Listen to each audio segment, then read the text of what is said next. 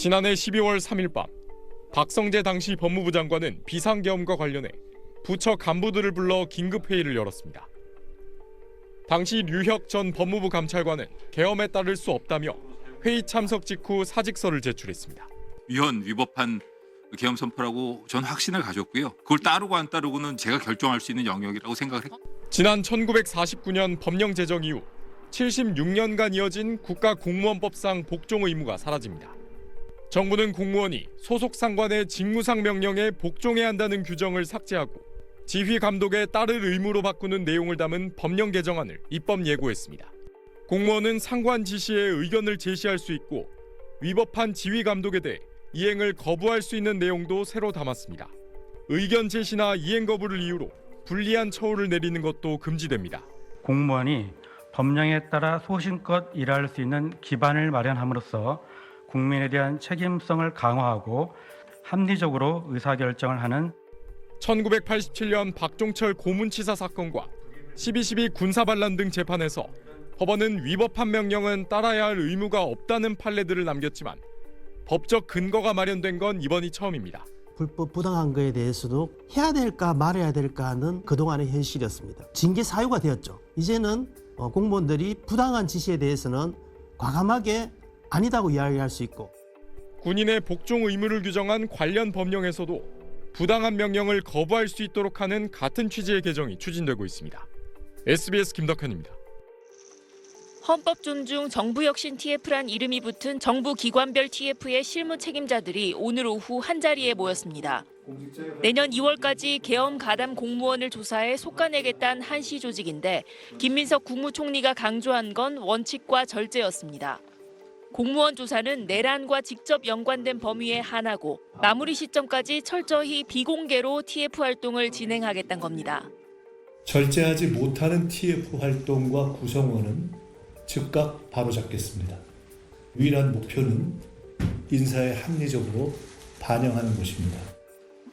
집중 점검 대상 기관 11곳을 포함해 모두 48개 기관에 TF가 설치돼 오늘부터 본격 활동에 들어갔습니다.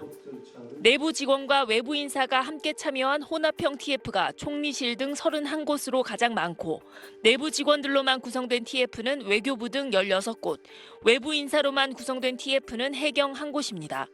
대부분 단장은 각 기관장이 맡고 인원도 10명에서 15명씩입니다. 다만 국방부는 외부 인사 2명 등 모두 53명으로 최대 규모이고 경찰청도 30명으로 꾸려졌습니다. 이에 대해 총리실은 이들 기관이 많은 의혹에 대한 철저한 조사 의지를 보인 걸로 평가하기도 했습니다. 국방부 TF의 경우 계엄 선포 다음 날인 지난해 12월 4일 새벽 계엄사령부를 구성하겠다며 충남 계룡대에 있는 육군본부에서 서울로 출발했던 이른바 계엄버스의 탑승자들에 대한 조사가 우선될 걸로 전망됩니다.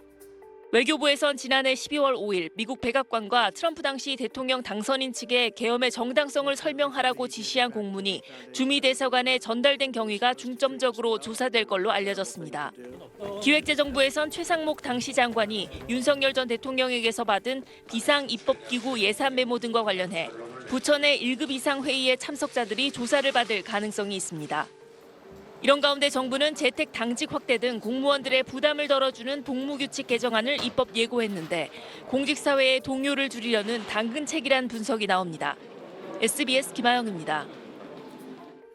정치부 김수영 기자와 TF 이야기를 더 해보겠습니다. 김 기자, 오늘부터 TF가 본격 가동됐는데 그렇다면 조사는 구체적으로 어떻게 진행됩니까?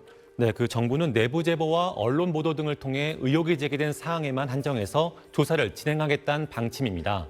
그러면서 기관별 제보센터를 꾸릴 만큼 내부 제보에 무게도 두고 있는데요. 다만 논란이 됐던 휴대전화 포렌식은 하지 않겠다고 밝혔습니다. 네. 부처 내에서 의혹이 제기됐지만 기소나 재판까지는 가지 않은 공무원들이 우선적인 조사 대상이 될 전망인데요. 앞서 리포트에서 보신 계엄버스 군인들 사례가 그렇겠죠. 이들은 장성과 영관급 장교까지 모두 34명으로 파악됩니다. 현재 이들 모두 진급 등 인사조치가 중단된 상태입니다. 일부 전역을 신청한 이들도 있지만 징계위 회부 여부를 심의 중이라 군을 떠나고 싶어도 마음대로 떠나지도 못하는 처지로 전해집니다. 네.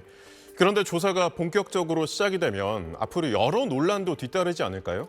네, 그 조사 결과에 따라서 내란 가담 정도가 중하다고 판단되면 형사 고발 조치도 있을 수 있겠죠. 네. 다만 김민석 국무총리는 오늘 TF 활동 목적에 대해서 인사에 반영하기 위해서란 점을 분명히 했습니다. 결국 조사 결과가 나오면 징계 등 인사 조치가 뒤따를 텐데 대상자들의 불만과 반발도 예상됩니다. 정무직인 국무위원들 가운데서도 계엄 상황 전개를 제대로 몰랐던 인사들이 있는 마당에 일반 공무원들로서 상관의 지시를 따라 회의 등 업무를 수행했다가 의혹을 받는 경우라면 어떤 기준에 따라서 내란 가담이냐 아니냐를 가를 거냐의 논란이 있을 수 있는 겁니다. 네. 때문에 무더기 징계나 인사 조치에 대해 소청 심사나 행정 소송을 제기하는 사례도 생길 걸로 예상이 됩니다. 네, 이번 TF 활동을 두고 공무원 노조의 입장이 궁금한데요. 네, 그 공무원 노조의 입장은 이겁니다. 그 열흘 전 발표한 성명을 보면 내란 청산에 동참하겠다는 겁니다. 실제로 일부 부처 TF엔 노조 관계자도 참여한 걸로 확인됐습니다. 다만 공무원 노조는 강압적 조사나 인권 유린 행위 등은 없어야 한다는 입장입니다. 네. 국민의힘은 반헌법적인 TF다. 또 공무원을 잠재적 범죄자로 규정하고 있다고 목소리를 높였죠. 그 기관별 제보센터에 대해서는 북한의 내부 감시 시스템인 5호 담당자를 빗대서 비판하기도 했습니다. 네, 김소영 기자 잘 들었습니다.